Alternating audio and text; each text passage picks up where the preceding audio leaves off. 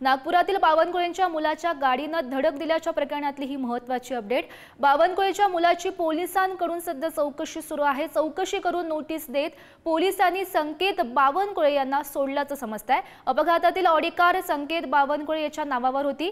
या प्रकरणात दोन्ही आरोपींना जामीन सुद्धा मिळालाय। नागपुरात रविवारी मध्यरात्री ऑडी कारनं 2 कार आणि एका दुचाकीला धडक दिल्याची घटना घडलेली होती। त्या संदर्भातली ही महत्त्वाची अपडेट आपण पाहतोय।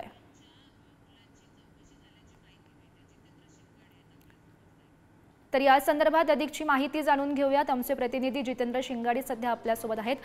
जितेंद्र, या प्रकरणातली ही महत्त्वाची अपडेट म्हणावी लागेल। बावनकुळेंच्या मुलाची पोलिसांकडून आता चौकशी झालेली आहे। चौकशी दरम्यान नेमकं काय घडलं? नक्कीच गौरी, कारण ज्याप्रमाणे रविवारी मध्यरात्रीच्या दरम्यान हा भीषण अपघात झालेला होता।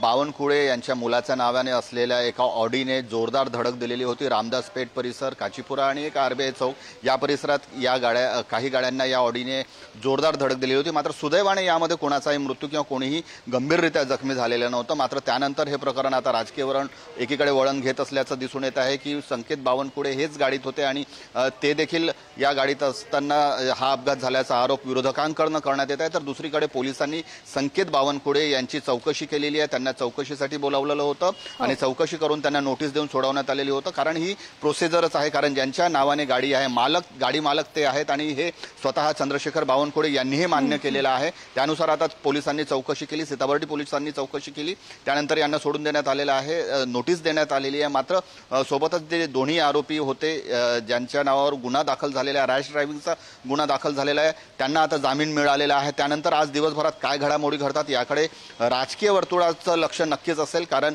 स्वतः चंद्रशेखर बावनकुळे भाजपचे प्रदेशाध्यक्ष यांच्या मुलाच्या नावाने असलेल्या गाडीचा अपघात झालेला आहे। त्यांनी अनेक गाड्यांना टक्कर दिलेली आहे आणि त्यामुळे आता हे जे संपूर्ण प्रकरण आहे राजकीय वळण कुठपर्यंत जातं हे देखील पाहणं तेवढंच महत्त्वाचं ठरणार आहे।